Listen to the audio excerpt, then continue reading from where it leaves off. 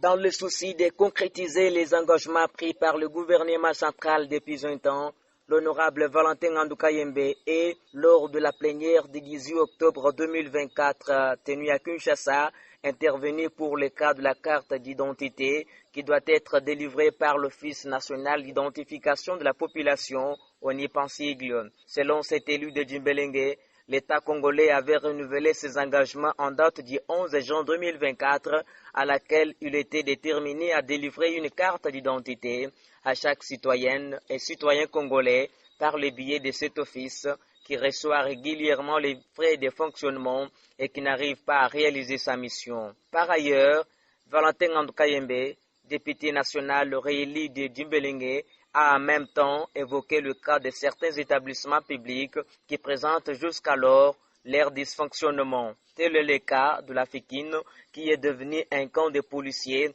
ou un terrain de jeu. Selon cet ancien patron des fonds de promotion de l'éducation nationale FPN, une intelligence cachée est remarquée entre les dirigeants et les gestionnaires de ces établissements.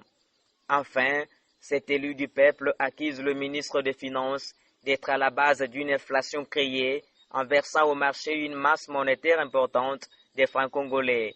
C'est ce qu'il qualifie d'une infraction.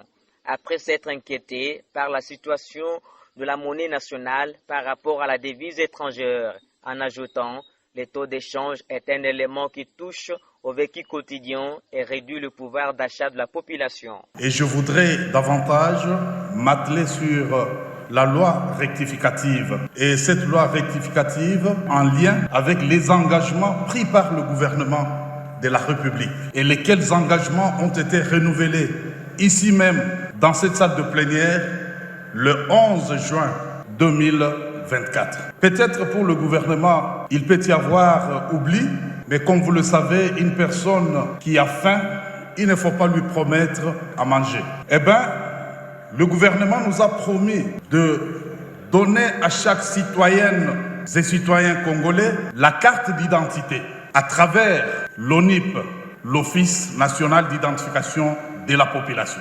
Et cet office fonctionne. Les frais de fonctionnement ou les salaires des agents sont payés.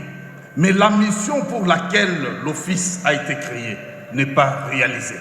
Nous avons des ressources additionnelles dans le cadre de la loi rectificative. Et lorsque vous faites la réallocation de ces ressources, nous devons sécuriser le territoire national, mais c'est aussi sécuriser la population congolaise. Remettre la carte d'identité aux citoyennes et citoyens congolais fait partie de la sécurité dont notre pays a besoin. Et cela constitue une des priorités. Et c'est donc étonnant que cela passe dans les oubliettes et que les gouvernements ne s'en souviennent même pas. Je ne voudrais pas parler ici, honorable président, du permis de conduire. En plus, un engagement qui était pris par le gouvernement de la République. Ça fait plus de 6 ans, bientôt, que le gouvernement a toujours promis de pouvoir disponibiliser le permis de conduire. Mais c'est des choses qui ne demandent pas assez de ressources, mais rien que la volonté politique. Et cette volonté ne peut être exprimée qu'au niveau du gouvernement.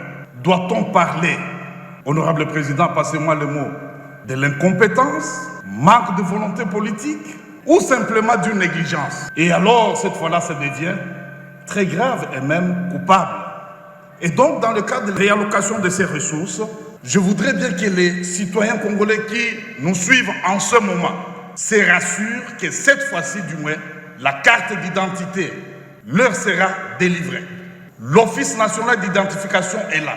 Pourquoi payer le personnel, faire fonctionner un établissement dont la mission n'est pas accomplie et ne sera jamais accomplie? Le gouvernement de la République avait également renouvelé cet engagement. Je le disais tout à l'heure, il s'agit de la FIKIN, mais qui est devenu un lieu de veillée mortuaire. Mais c'est un établissement public au même titre que d'autres. Mais c'est étonnant que ces lieux aujourd'hui pratiquement devenu un camp de policiers, un lieu quelconque où aucun avenir. Nous créons des zones économiques. Vous allez à Maluku, on crée une zone économique. C'est un espace d'échange économique. Mais nous en avons un autre que nous abandonnons, que nous détruisons. Mais lorsqu'il y a des ressources additionnelles, mais je crois que cela devrait faire partie des priorités. Mais il y a un comité de gestion qui est là, qui est payé. Il y a des frais de fonctionnement qui sont bien entendu payés, mais la mission pour laquelle cet établissement a été créé n'est pas réalisée. Et pourquoi nous devons garder ces canards boiteux?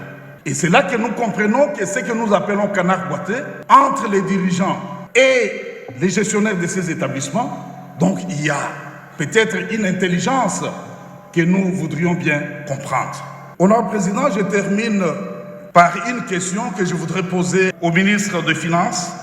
Vous savez aujourd'hui qu'il y a le vécu quotidien des Congolais qui est une priorité.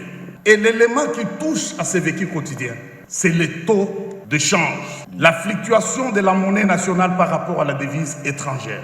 Ça inquiète. Mais quand est-ce que le gouvernement peut stabiliser la monnaie nationale? Honorable Président, cela rentre dans le champ de compétences du ministre des Finances. Plusieurs penseraient que non, c'est le ministre de l'économie, c'est le ministre du budget, c'est le ministre de ceci. Non, c'est le ministre des Finances. Parfois, il y a une inflation que lui-même crée en versant sur le marché une masse monétaire importante d'argent, de francs congolais. Et cela crée automatiquement l'inflation. Mais quand est-ce que cette situation peut être stabilisée de sorte que le pouvoir d'achat de la population puisse augmenter?